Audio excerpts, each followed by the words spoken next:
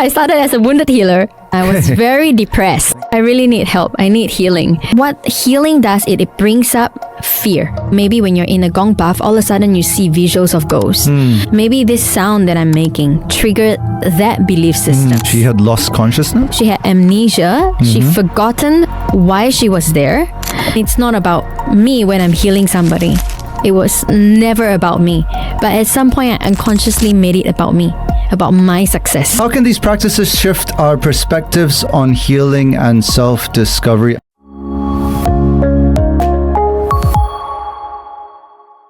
Today's guest brings a fascinating mix of practices to the table. She's a ceremonialist, Vedic astrologer, tea master, sound healer, cacao specialist, Akashic channeler, and yin yoga teacher. She also leads Singapore's inner dance community, a practice she calls the most profound she's worked with.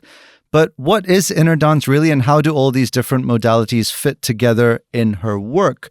Beyond the labels, we're here to unpack how she approaches healing, what she believes about boundaries, childhood conditioning, cultural belief systems, and why she steers clear of fear-based narratives like spells and curses. So let's get into it. I'm so pleased to welcome on the show Fiona Teo. Fiona, thank you so much for sparing the time. Thank you. Thank you for having me here. Going back to the early beginnings, personal journey, what was Fiona the child like? My dad is quite superstitious in his own ways. He believes in magic. He believes in energy. And he's always telling me about it since I was a kid. So I'm always very exposed to things like this. Right. So was there a moment or experience that made you realize that energy work and healing would be your life's focus?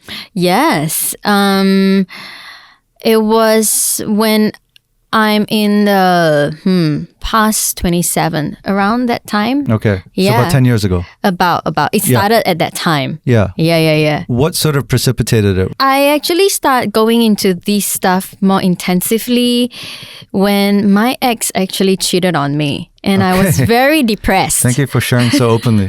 Yes, I was very depressed. And then I was like, I really need help. I need healing. And my ex-boss, when I was working in the office, my ex-boss, she's very much into Akashic Records and channeling. Okay. And then she's like, Fiona, how about meet this channeler and see if you can get any guidance to help you heal.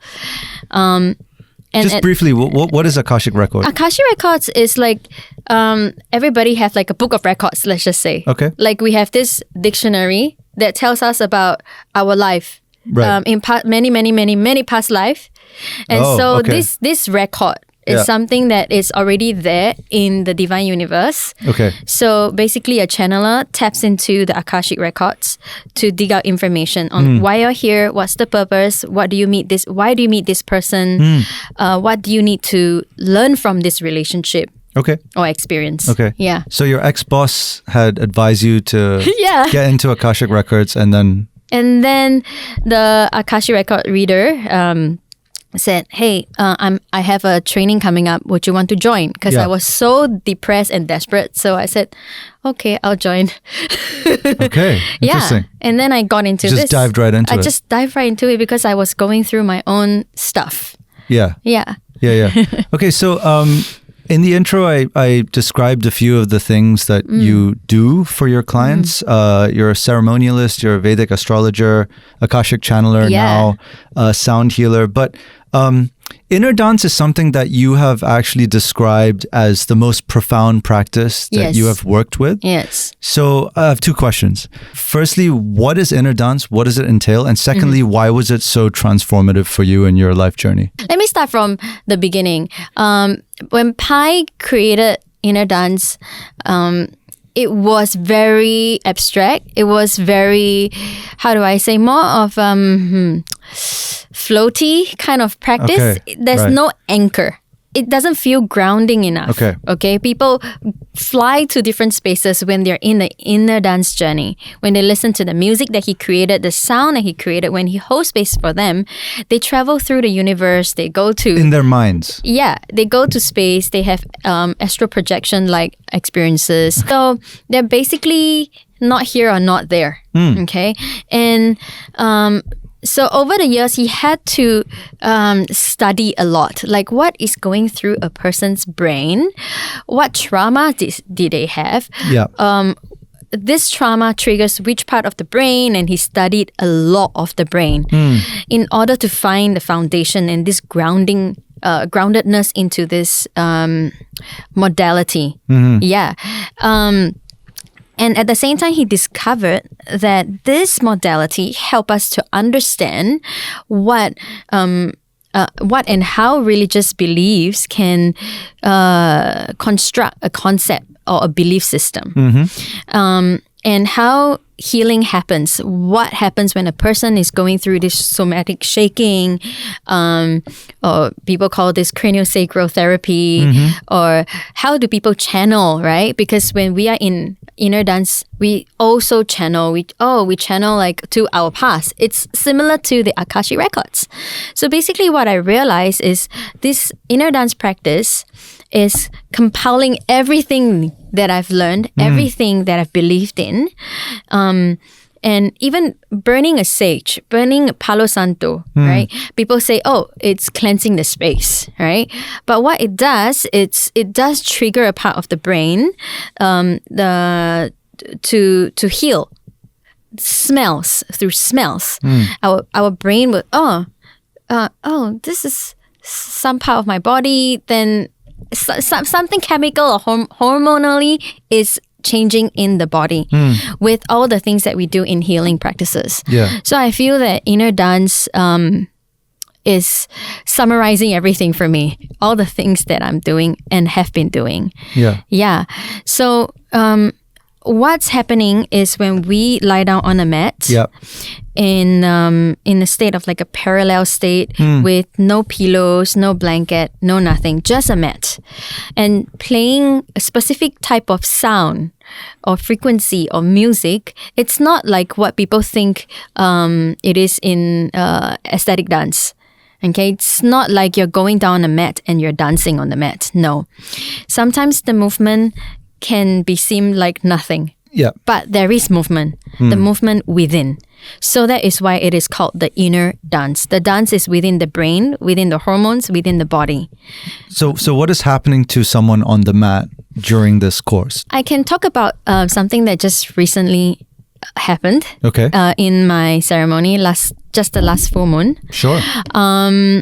So a lady came. She came into the session. We did mantras. We drank cacao. We shared why we are here, and we went into the journey. And then she said that she only remembered going into the inner dance the first couple of minutes, and then she was out. So she had a lot of heat. She remembered her body was heating up. Out as in not fell asleep? Yes. She had lost consciousness, or? She felt like she was not in the space anymore. Okay. And then when she woke up, she do not remember anything that happened. So she had amnesia. She forgotten why she was there. She forgotten how she signed up for my inner dance. That sounds scary, no? Yes. So she was a little bit confused. Confused for a few days. Because she was trying to gain memory again. Like, how did she actually got to my place? And she don't even know how she got there and where she is. She woke up, she's like, where am I? Why am I here? How did I come here? And this was triggered, to go back to what you were saying earlier, by just like a sound or frequency that you have decided to play out? Or is this kind of uniformly the same sound across all inner dance classes? It was a sound that was created more for a person who have done inner dance quite a few times before. It's a very special music that is created to trigger brainwave. So what happened is it probably triggered certain type of epileptic brain neuron brain waves in the brain here. So something must have triggered and something must have unplugged. So what we are doing is... Or short-circuited, Yes, we are trying to cut addiction. We're trying to cut habits that are not healthy for a person. So when that happens, something has to go. So a part of her brain decides to shut off. So her prefrontal cortex is so strong. here. It's trying to think, why am I here? Why am I here? Why am I here? So she is actually kind of awake while another part of the brain, the limbic system, system shut off. So she couldn't really move properly, or she can't think properly because the limbic system shut down. So how did she come out of this like confused state? It took her over a day or two to have recollection of how she got to my place. So I have a question that is based off of this story. How do you ensure that this inner dance ceremony is conducted in a safe manner so that people don't feel overwhelmed by their brain activity or scared or like terrified of being in the unknown, like what's happening to me? And secondly, does it actually worry you when you hear this kind of feedback, or are you kind of used to it now? I'm used to it now. Yeah. I think it's pretty daring for me to share this information because it can, what I just shared, right? It can scare people away. Sure. Right? But what happened in the room is based on a lot of trust, right? But how do I create the trust? Yeah. The trust is based off my experience as a facilitator. How can I hold space for you? So now you're going to ask me, how do you hold space? Yeah. Right? So by doing a lot of inner dance myself, by knowing what music I'm doing, by doing the signs, by knowing what is happening for a person when the person is lying down on a mat. Like throughout the entire session, I was observing her epileptic-like seizures movement. And I was making sure that she is okay the whole time. And I'm there to hold space for her. And we are not triggering anything on purpose. The music can trigger you or may not trigger you. And not everybody is going to be like her. So that is why I think that it's very powerful to share this. It is. It's extremely powerful. And it's intriguing at the same time. So what kind of people come to you? Are they people who are ready to receive this kind of healing? Because it does sound like it can be challenging to process these emotions that result or that are a result of the practice. Some people are there for trauma healing, maybe ancestral healing. So another lady actually channeled her mother and her grandmother's energy. She's from Vietnam, and there was a lot of war, right? And her grandmother passed down a lot of fear to her mother, and her mother is imposing a lot of fear on her. While I'm space holding, I felt this grandmother energy. So it can be for ancestral healing. It may not necessarily for trauma healing. Or some people are there to find their creativity. Yeah. People do get new resolution, new thoughts and new images coming through in the inner dance journey. Yes. Have you ever been challenged in a public setting? Given that people have these like out of body experiences. Actually, just in October, the inner dance I had during the Halloween season, I played a very creepy track. I usually just follow my intuition and I play it on the spot, like, let me see which one I want to play, and then I'll play this. It's the first time I played that track. And so this lady, she felt very, very triggered by the sound. And she was confronting me in front of everybody that she hated the music. Okay. And then I'm like, but whatever the music is triggering is what is already there. And then she said, yeah, you could have told me earlier that the music can be this triggering. Then I can make a decision whether I want to be here or not. I said, well, I did say it. I said 10 different things. It can trigger many, many, many things. Sure. But maybe you didn't listen. If it's meant for you to heal from another thing, your stress that was being brought up, then that's what you need to go through. And then she said, yeah, I think about, she was very upset. She was arguing with me, and then was lucky that my assistant said, actually, it would have been okay for you to walk out of the space, and Fiona would be okay with that. And that's how you honor your inner dance process. The inner dance process basically bring up what you're uncomfortable with. And then she was like, Okay. And then she was challenging me afterwards a little bit, like, can you tell me, why did your teacher create this music? What's the purpose of this music and all that? And I said, well, the music felt like this way for you, but it may not be for another person or in another session. Yeah. Because I did play the same music again in January. It was a beautiful journey and everybody absolutely loved it. So it's very subjective. It's very subjective. Yeah. So how do you you conduct these very intense sessions, like how do you replenish your own stocks of energy to ensure that you can give effectively? Actually, when I'm in the session myself, I'm also healing myself at the same time. Okay. I'm hearing the music too, right? And I am consciously connecting with the unconscious. Let's just say that. I'm connecting with my unconscious state of mind. I'm bringing it up, okay? And I'm actually healing myself. I don't feel drained.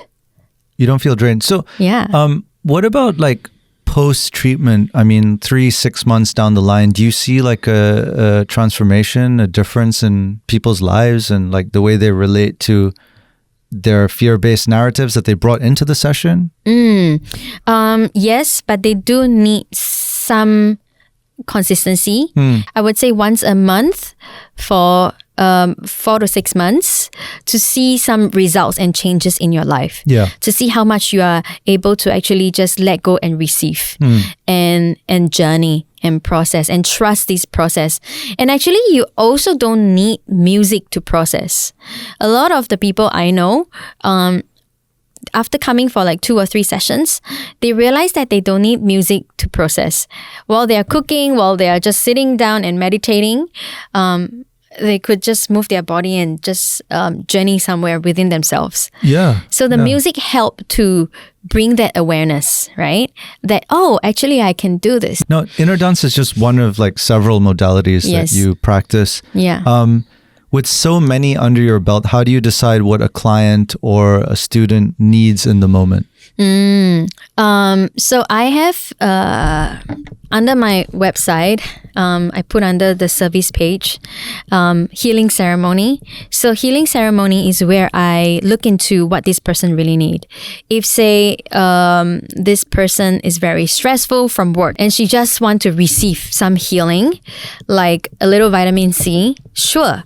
I'll do some Reiki, I'll play gong, and if I pick up anything through my channeling antenna, Akashic Records, then I will convey the message to her on what she needs to do. Some people, they come and they have already done many different types of modalities, right? And they're very open. So I might actually go straight into inner dance. Okay. I don't go into inner dance for everybody. Yeah. Inner dance only for people who I think they have the, I won't say you're ready or not.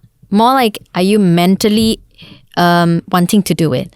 It's more like, okay, I want to try. Yeah. Right? I think mentally ready to try. Yeah. Then I will do it with them. Yeah. But if I feel like they are not mentally ready, then I'll not do it. The body is always ready to do it. Yeah. But mentally, are you ready to let go of this control? While you actually have control when you're on the mat. And I'm there if anything happens. Okay. Yeah. A big deterrent that at least I see, not just in Singapore, but around the world for people wanting to try out energy work is the cost, right? Oftentimes you pay a pretty high price to go on the healing journey, which is ironic because critics would argue, if someone's helping out, then they should do it at an affordable price. Now, how do you price your workshops and your classes? And of course, I started on a low rate because I was just starting out, right? I started from about $80, $90, and then $100. Per hour? Yeah. Right. And then it went up now to $230, right? Which is not an insignificant amount, right? Yeah. I mean, I've been doing all this stuff, right, including yoga and channeling for more than 6 years, right? So that's an annual increment. And my sessions are like not just 1 hour. Healing ceremony would be 90 minutes for $230. And some people are complaining, my friends are like saying, Fiona, do you know that where you're at with your expertise, you can charge $300? I'm like, well, if I'm charging $300, then people who can't afford may not come, and only the rich people are coming to me. Well, there are also people who really wants to heal. Yeah. And they are not rich. They are average income people. So I try to keep my price now at like an average affordability. Okay. Yeah. And in terms of like common misconceptions that people have about what you do, what would you say is like the number one misconception? In Singapore, our ancestry a lot has to do with Indonesia and Malaysia, right? So we believe in spirit possession. We believe in black magic, hexes, curses. I feel a little bit fear mongering. When people start to see images in their head, in their dream, or in inner dance, okay? They're not seeing ghosts. They're seeing things that they have learned. And what healing does, it brings up fear. Whether if it's Reiki or inner dance, yeah? It brings up fear. Or maybe when you're in a gong bath, all of a sudden you see visuals of ghosts. Maybe this sound that I'm making triggered that belief system. So my place is to tell you to figure out where is this fear coming from, and not to easily blame it on ghost or spirit. I feel there's a big misconception there. A lot of it is based off the lack of boundaries. When we are lack of boundaries ourselves, right? We allow ourselves to tap into energies everywhere, and then of course energy is gonna latch onto us. And then we blame it on the ghost. Right. We blame it on someone else cursing me, creating a hex onto me. So we create our own problems and then we point the finger at someone else. Yes. This is how I feel. For those problems. Yeah. Right. So if you take responsibility, personal responsibility of your own boundaries, of protecting your energy, of working on yourself, your fears, and being conscious of the people that you're hanging out with. Are you hanging out with people who are mentally healthy for you? Or are you hanging out with people who are just simply draining you? Draining you meaning like codependency, you being there for people unconsciously, even when you have no capacity, and then you blame the person for draining you. Yeah. Right? So there's a lot of this misconception about spirit, about hexes, about boundaries. They are all linked. Yeah. Yeah. Speaking of, hanging out with good company, I'm curious to know on a personal front whether your own friendships have evolved, whether you've discarded people along the way, because you hear a lot of people who go into deep inner work or who teach inner work have different sort of friendships. Yeah, over the time, for sure, there's change of friends. I have to painfully let go of a group of friends. Not that they are bad people. They're amazing people. They do very well in their life. Yeah. But our beliefs, our life, it's just so different. Well, I'm all about energy. And they love their bags and their cars and their house and their Gucci's and Hermes. I'm wearing like a bag that I bought from Bali, mesh bag from Bali, and I spent only $20, $30. And then I'm like, I just cannot be in that space because it's just a different lifestyle already. Right. I won't say that they're bad for me. I won't say that they're unconscious in their ways. But maybe that's how they value their life. I have to let go of that because I have different values now. My value is not in the expensive stuff that I have. It's in how much I invest in my own healing, in my own growth and expansion. So I have to leave these people. And you don't feel bad about it? I think I struggled a lot at the start. Right, okay. For sure, letting go was a lot of pain. Yeah. Because I don't have many friends at that time, right? I don't have enough people in my circle. But of course, you have to make this difficult transition. If you don't clear up your space, how can you have space for new people to come in? Sure. You have to go through this loneliness process to find out who you really are at the moment, and then bring in the right people into your life. Yeah, I've experienced it as well. So it's something that I guess you can expect if you embark on this journey. Yeah. I'm curious to know like how you balance all of the deep inner work that you do with staying present in the real sort of messy human experience. I often go on social media detox. Okay. Like right now, I've been on social media detox for at least 2-3 weeks. I just check if any clients message me, any old friends wants to reach out. And yet you run a business, and social media is like instrumental, right? Yeah. So there is this belief, right, that social media is like the best place to market your work now, but it's so competitive. It actually creates more fear and stress and cause you to feel a lack of self-worth. So I find that it's so unhealthy, and how like I just automatically open up my Instagram and start looking at the other stuff that actually takes up too much of my time and energy. Yeah. Right. So I go on social media detox to balance that out. And people still reach out. People from my clients' referral and recommendation.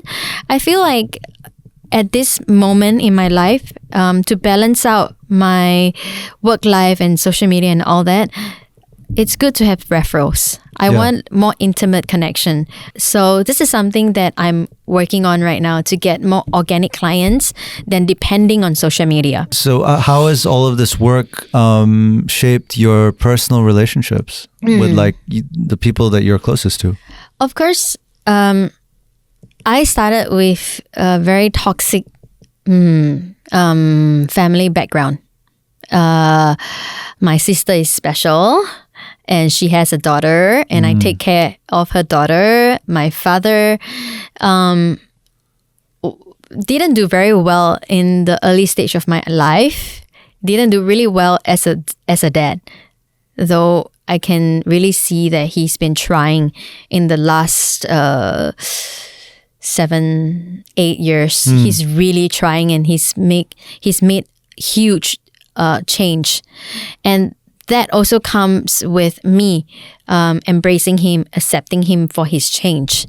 And it really helped because I did my healing work.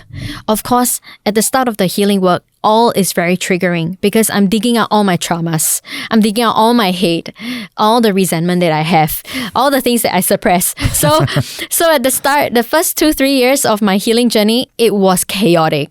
It was a lot of resentment, a lot of hate.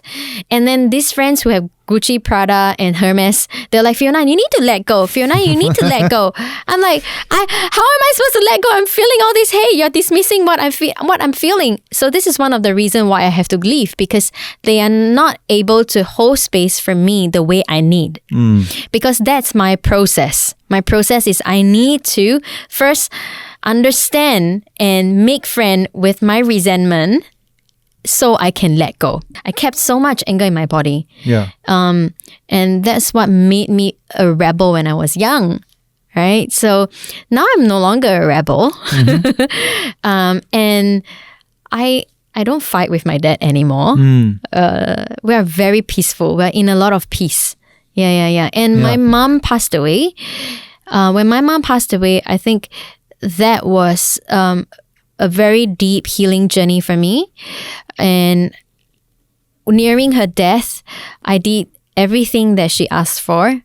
And until now, I'm still doing the things that she asked for. And it's been very healing for me. And I would say even after death now, my relationship with her in spirit is very healthy. Yeah.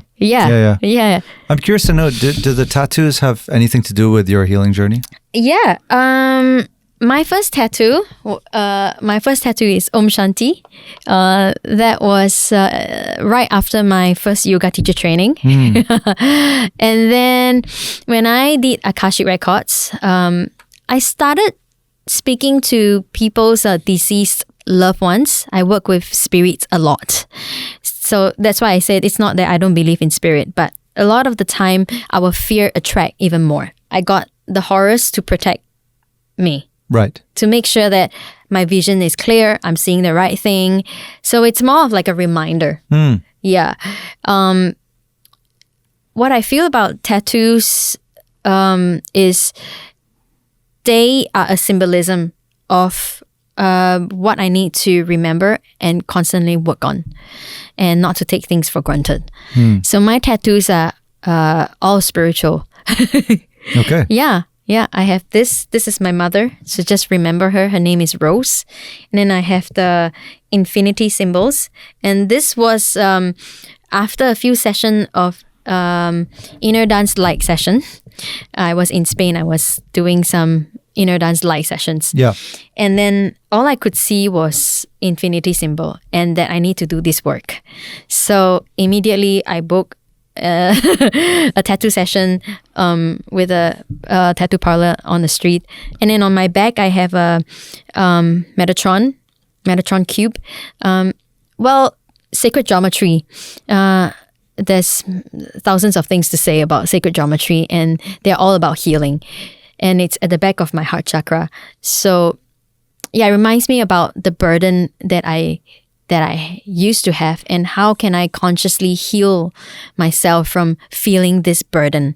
Yeah, fascinating. A bit out of context, but I want to circle back to like your teaching and how you continue to upskill yourself so that you remain relevant amidst the competition, amidst other people who are doing similar work, and of course to satisfy your own desire to want to be at the top of your game when it comes to the stuff that you're doing, because it is serious work.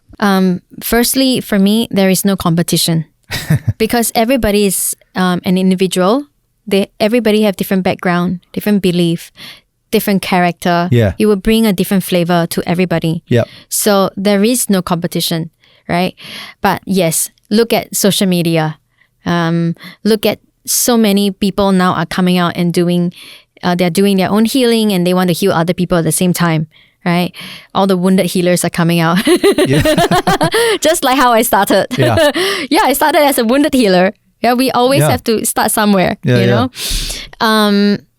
So I know that that's where they're at, but this is where I'm at. Yeah.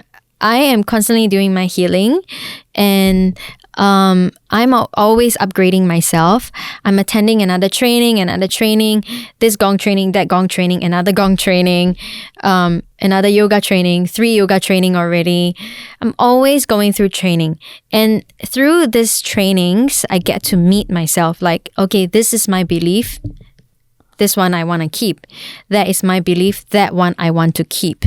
So, I let go of those things that I don't resonate in those training. I actually find myself. I know what I like, what I don't like, and I create my own profile. So there is not so much of a competition really. Yeah. But I would have to say, because healing modalities are becoming more and more saturated. Right? That's right, yeah. Yeah, it's becoming more and more saturated. There's just a lot more avenues for people to explore, yes. Right? Given what you said, right? Social media, everyone has access to it. Yes. Everyone sort of puts themselves out there as a healer, but that can be misconstrued as well, yes. Right? And also people are leaving their jobs to dive into the healing world, right? Yeah. So it becomes like a business, right? And it becomes part of their survival need, the healing work become their rice bowl, become their salary, right? Yeah, well, that's dangerous, right? Yeah, so it can become egoistic. So this is what it brought up for me. 2 years ago, 2023, right? Yeah, 2 years I ago. was skyrocketing. I brought in a lot of money for myself. But what goes up has to come down. So I was on the high. I was making a lot of money. I get a lot of students. Everything I say, people listen, people believe. I have so many clients, so crazy busy. I have back-to-back clients. Yeah. And then last year, I went down. Last year I had Dark Night of the Soul. I went really, really deep and dark, and people thought I'm depressed, but it's not so much of depression. I feel like because I've did so much, I also feel like there's nothing I need to do anymore, and like even the table feels like a burden for me. Like a chopstick feels like a burden. Food, eating, drinking feels like a burden. Yeah. It's not like I wanted to die, but it was more like I want to experience death. Wow. Sounds pretty deep. Yeah. It was more like a feeling like, what is death? I want to experience death. I want to see what's on the other side of the world or the universe or the dimension. And I even thought like, can I just don't eat and drink and just sleep for like a few days and see what happens? But then I'm like, no, I'm going to get headache. I'm going to get hungry. I'm going to be feeling very uncomfortable. Ugh. So I got up and I ate. Yeah, everything becomes a burden. Like too much for me. Like the world was a lot for me at that point. So I was really like inward and just looking into I was relooking at everything that I've done and what's the purpose of it. And it was actually triggered by a very beloved student of mine, because she said something bad about me, and then it went on and circulated around my community. And I was very affected by it because I feel like, it was not her fault for triggering me. I'm just saying that what she did triggered this. Right. I've done so much for people, and yet someone I love so much can say things about me. Then why am I doing this? Then it triggered my ego. So this is my ego death. Wow. Yeah. Okay. It was like, I was doing so well. Everybody listens to me. And I unconsciously become more and more egoistic about how well I'm doing, how good I am, right? And then all of a sudden someone says something bad about me, and then I start to go downhill. Yeah. Yeah. So it was my ego death. Yeah. Yeah. And it's not about me when I'm healing somebody. It was never about me. But at some point, I unconsciously made it about me, about my success. Right. Yeah. And so now it is about... Now when I'm doing healing is when there's organic recommendation. Yeah. Because this person need help, then I show up. And I'm there because you need my help. And the money I make is for me to sustain a living. It's not about the money that I make is not about my success. Yeah. Yeah. It's for me to take this money and sign up for some other things that I might want to learn. It's not about building a healing empire, is it? Yeah, no. So this is healing my journey. Enterprise. Yeah, it's not a healing enterprise. I was going to do that. Right. Yes, like in that sense. Yeah. Until the events of last year transpired. Yes. If you were to synthesize your entire journey, and it might be difficult to do, but what would you say is the most unexpected lesson that you've learned so far? The letting go of the things that I used to believe in. Yeah. And coming to this space of nothingness, and because I what I saw last year was everyone's shadows. I saw everyone's bullshit. Because like I was really peeling myself off and looking at all my bullshit. And when you see all your bullshit, you see the bullshit of the world. Right. Of course. I was in so much like discomfort when I see people lying to themselves. And I just want to like, oh my gosh, this is too much. I was looking at everybody's shadow, right? So that is something that I never expect myself to experience at all. Yeah. And how do I come back? I was feeling like I was starting to feel pain in my body. So I feel that, okay, I need to do something now. It's enough. after someone actually cyberbullied me, I had a big cry, and I told myself I have to go back up a little bit now. I have to come back. Was this a client or ex-friend? Oh, okay. Yeah, cyberbullied me. Right. And I felt very, very, very hurt. It triggered something very deep in me that I love this person dearly, and this person actually betrayed your trust. And I was very, very hurt. So it continued to bring up stuff, right? And that was the final episode. And I had like an eruption, cry all night and all day the next day. I even posted on my social media about this thing that happened. So it's still on my Instagram. Yeah. Yeah. And so afterwards, I'm like, okay, I'm gonna do something about this. I have been exercising rapidly, going to the gym, getting myself back to what we call the 3D. The 3D is the physical world. I've been hiding in like the dark, the shadows, in another space. And then this year is coming back to face the world with a new perspective, with this knowledge that I had from last year. And it's not the same from 2 years ago anymore, because what happened last year for me was so deep. That things can never be the same again. Yeah. So then when I look at a business, then I ask myself, is this about money or is this about growth? Yeah. Yeah. If you could leave people who might be listening to this with one piece of wisdom about healing and about self-discovery, what would that be? Embrace your triggers. Because in the Singapore society, or based on the people I know, growing up, we always think that triggers are bad, right? So triggers are your best friends. They are your traumas. They are the unhealed stuff. And only if you become friends with them, then you can start to heal them. When you embrace your trigger, it is you gaining awareness around your stuff. Your bullshit. Yeah. And it is never wrong being upset. You're never wrong being angry. A lot of time we said we are being told that being angry is wrong, is bad. Stop. How many times we hear parents telling their kids to stop. That is the most toxic thing to do to a child, to stop them from regulating their emotions. So now as adults, we can consciously choose to feel into our anger, our emotions, and ask ourselves, where is this coming from? Yeah. So this is the first step of healing.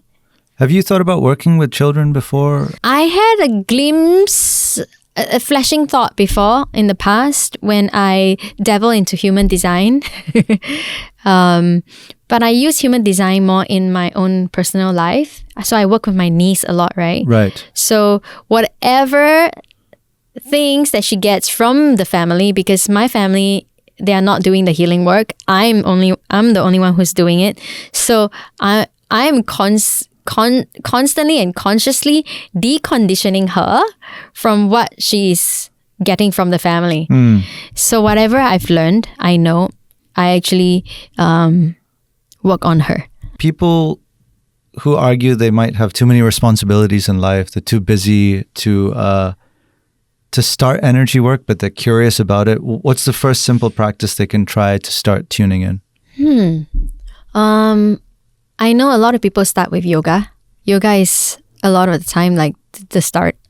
And they can also go for sound healing, which is really simple, right? You just lay down there and receive and see what comes up for you. So that's a start. And I know a lot of people, they are going for tarot readings. But I want to also bring this up. When you go for readings, you must be careful because some readers are imposing their life's perspective into the session. So you need to also take every reading with a pinch of salt. Be careful with what you hear and take what you resonate. and discard what you don't resonate. And it is okay to still continue on going for a reading as long as you don't get too absorbed into what the reader says. Because not everything that the reader says is true. Have a discussion with me. And disagree with me, because you disagreeing with me, then I'm learning that, okay, maybe I'm just putting my perspective and it's not yours, and allow me to honor what you disagree, honor your differences, right? So that's what I think. Yeah. Okay. Look, I would love to continue this conversation. But we've chatted for quite a while, and I obviously just want to thank you for sharing so openly about your journey, personally, as well as, with respect to your clients. For all of the other modalities that we didn't talk about, where can people find out about what you do? Maybe your website and where you practice. It's the Arc Studio, that's right? Yes, the Arc Studio. In Tiong Bahru? Tiong Bahru. Right. Yes, so we are in Tiong Bahru. It's a HDB and we have a 5-room flat. Our living room is like a studio space. At the moment, we have 5 gongs and we might have another one. I don't know.